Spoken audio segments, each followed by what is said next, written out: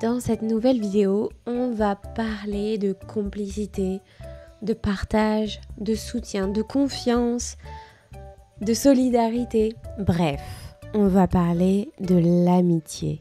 Et on va le faire à travers un défi, celui de tester ta compréhension orale. Alors si tu as envie d'en savoir plus et de découvrir les expressions d'aujourd'hui, installe-toi bien, ouvre grand tes yeux et tes oreilles et tiens-toi prêt. C'est parti. Bienvenue sur la chaîne de ceux qui veulent vivre le français au-delà des manuels. Ici, on met la théorie de côté pour une expérience authentique. Je te parle comme un natif, tu testes ton niveau, tu enrichis ton vocabulaire et tu te surpasses pour pouvoir ensuite t'exprimer comme un français, avec des contractions, du jargon, des expressions idiomatiques et familières. Mon nom est Cléo et je t'invite à te joindre à moi pour relever ce défi avec enthousiasme.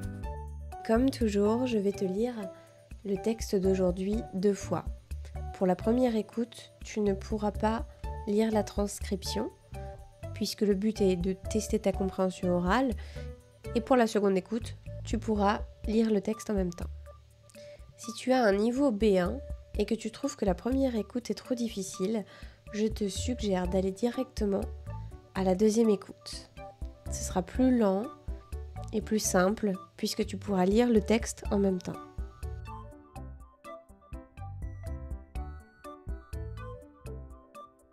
José, Léo et Victor sont les meilleurs amis du monde.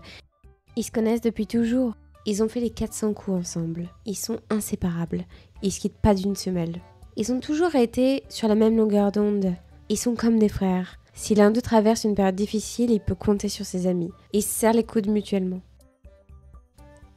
On va maintenant voir le texte avec les contractions. J'ai entouré toutes les contractions que j'ai faites en lisant le texte assez rapidement. Et ce qui est intéressant de noter, c'est tous les « ils » que je prononce comme « i ».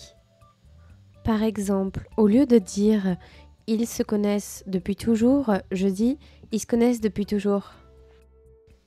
Au lieu de dire « ils sont inséparables », ils ne se quittent pas d'une semelle, j'ai dit « ils sont inséparables, ils se quittent pas d'une semelle ».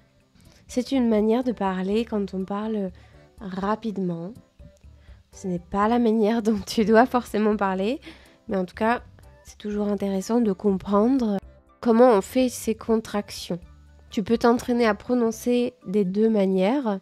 C'est toujours mieux d'avoir une bonne base et donc de s'entraîner à lire de manière lente. Mais si ton niveau est assez élevé, tu peux essayer d'imiter les Français avec cette manière de faire des contractions. Et donc si je retourne au texte, ils se connaissent. Ils ont fait les 400 coups ensemble, ils sont inséparables, donc c'est beaucoup de i. On dit i et non il, surtout quand la lettre qui suit est une consonne et non une voyelle. Regarde. Si je dis il est là, je garde le il, je garde le l.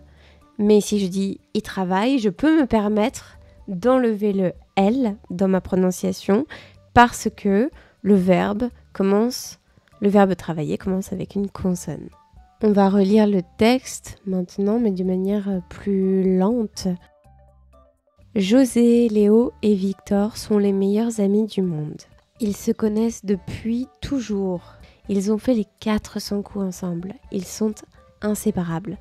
Ils ne se quittent pas d'une semelle. Ils ont toujours été sur la même longueur d'onde. Ils sont comme des frères. Si l'un d'eux traverse une période difficile, il peut compter sur ses amis. Ils se serrent les coudes mutuellement. On commence avec l'expression faire les 400 coups. Faire les 400 coups, c'est vivre en faisant des bêtises, des actions qu'on peut qualifier de imprudentes. Dans le texte, c'était ils ont fait les 400 coups ensemble. Les 3 amis ont fait les 400 coups ensemble. Ils ont fait des bêtises. Ne pas se quitter d'une semelle. Ne pas se quitter d'une semelle, ça veut dire être inséparable, être toujours ensemble. Les 3 amis ne se quittent pas d'une semelle. Ils sont toujours ensemble. Être sur la même longueur d'onde. Être sur la même longueur d'onde, ça veut dire... Donc ça veut dire très bien s'entendre, très bien se comprendre, être en accord. Ils s'entendent très bien, ils sont sur la même longueur d'onde, ils se comprennent, ils sont en accord. Se serrer les coudes, c'est s'entraider, se soutenir mutuellement, surtout dans les moments difficiles. Donc les amis peuvent compter les uns sur les autres, ils se serrent les coudes. Et qu'est-ce que c'est ? Le coude, c'est ce que tu vois sur l'image.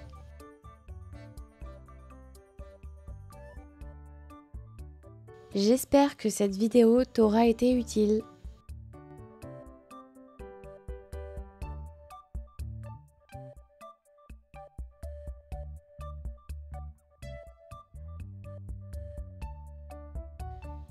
Merci d'avoir écouté jusqu'au bout et je te dis à bientôt.